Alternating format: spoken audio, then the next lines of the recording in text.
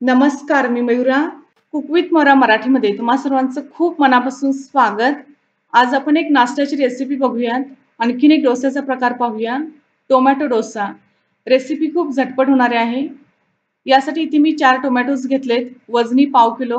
1 कांदा बारीक चिरलेला घेतलाय, हाफ इंच आलं, हाफ कप रवा, कोस रेशेचा रवा घेतलाय, पाव कप ज्वारीचं पीठ, पाव कप तांदळाचं पीठ, हाफ टेबलस्पून लाल तिखट, हाफ टीस्पून जिरे, मीठ चवीपुरतं आणि कोथिंबीर बारीक चिरलेली. ज्वारीचं पीठ नसेल तर गव्हाचं पीठ वापरू शकता आणि तांदळाच्या पिठाऐवजी तांदूळ 1 तासभर पाण्यात भिजवून मिक्सरमधून फिरवून वापरू शकता. तर आधी घेतलेले टोमॅटो आणि आलं मिक्सरच्या भांड्यात काढूया. यात पाणी न घालता बारीक वाटून घ्यायचं आहे. या ठिकाणी टोमॅटो प्युरे तयार आहे.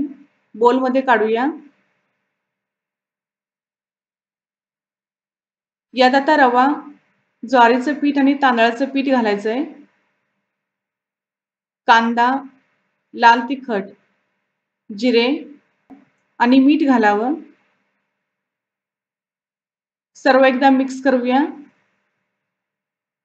आता पाणी घालून बॅटर अगदी पातळ ताकासारखं करून घ्यायचं आहे.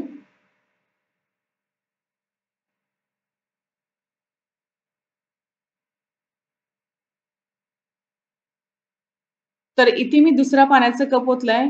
बॅटर अजूनही घट्ट वाटत आहे. तर तिसरा पाण्याचा कपही ओतायचा आहे. यात रवा घातल्याने पाणी जास्त शोषलं जातं, त्यामुळे अगदी पातळ पाण्यासारखं बॅटर तयार करावं.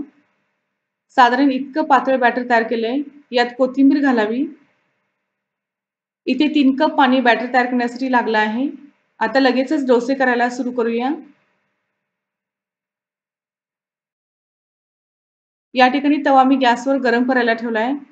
आधी तव्यावर हाफ टीस्पून तेल टाकून पेपर टॉवेलनी पुसून घ्यायचं आहे. तवा छान गरम झाल्यावरच बॅटर ओतायला घ्या. गॅस फुलाच्यावरच असावा. स्क्रीनवर दाखवल्याप्रमाणे पळी मागे खेचत बॅटर ओतावं, ज्यामुळे बॅटर पातळ पडतं आणि जाळीही सुंदर पडते. डोस्याला जाळी पडण्यासाठी गॅस देखील फुलाच्यावरच ठेवायला हवा.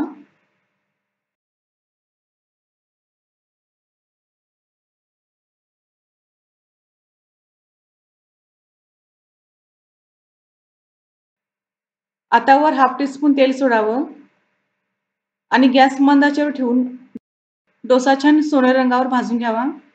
जर डोसा मऊ हवा असेल तर या ठिकाणी तो काढू शकता किंवा आणखीन थोडा वेळ थांबल्यास असा क्रिस्पी डोसा तयार होतो.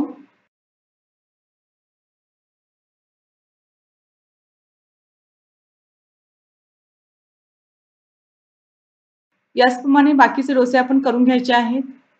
कांदा आणि कोथिंबीर बारीकच चिरून घाला, ज्यामुळे बॅटर इझिली तव्यावर स्प्रेड करता येतं. तर हा टोमॅटो डोसा कसा वाटला? खोबऱ्याच्या चटणीवर सर्व्ह करा. खूपच टेस्टी लागतो. तेव्हा घरी ट्राय करा आणि तुमच्या प्रतिक्रिया आम्हाला कळवा. तुमच्या काही सजेशन्स असतील, व्हिडिओ शूट करताना किंवा एडिटिंग, रेकॉर्डिंगबद्दल काही तुमच्या तक्रारी असतील तर मला बिनधास्तपणे कळवत राहा. त्यामुळे मलाही इम्प्रूव्ह करता येईल.